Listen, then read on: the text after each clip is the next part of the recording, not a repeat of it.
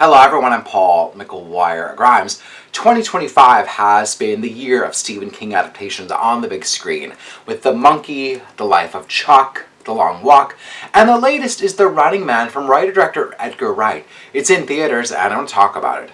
This is Paul's trip to the movies.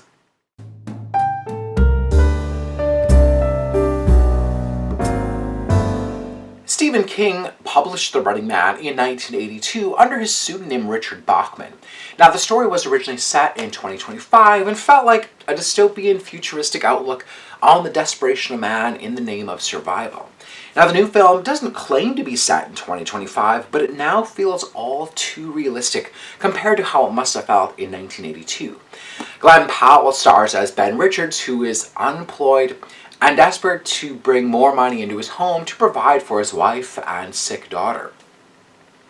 He signs up to compete in a reality competition game show called The Running Man.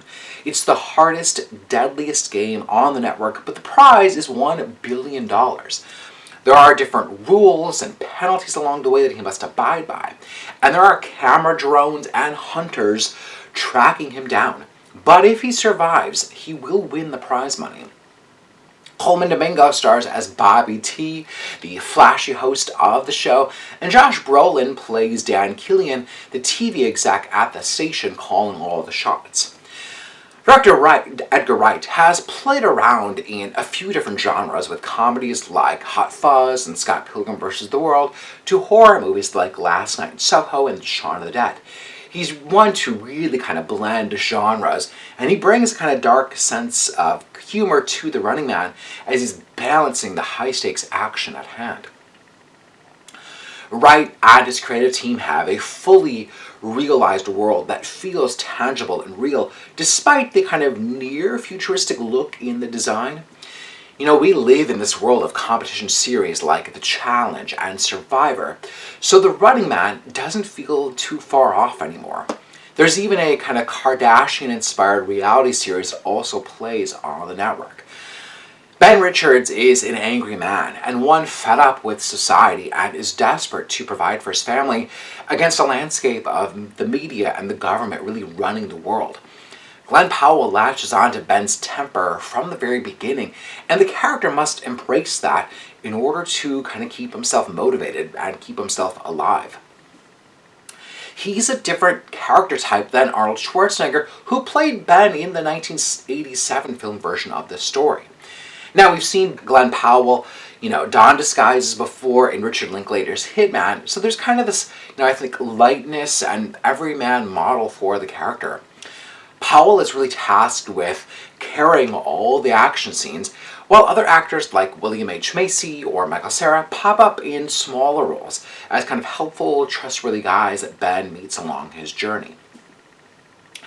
Edgar Wright has some fantastic set pieces, from this kind of rundown hotel to the television studio, and the big climax takes place in a fighter plane.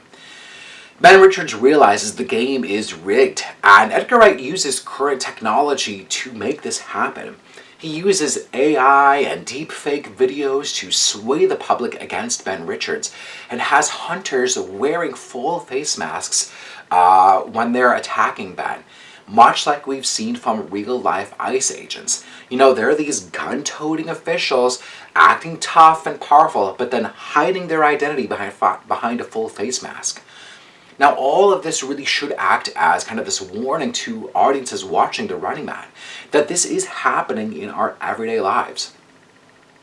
The film lives up to its title and moves a mile a minute.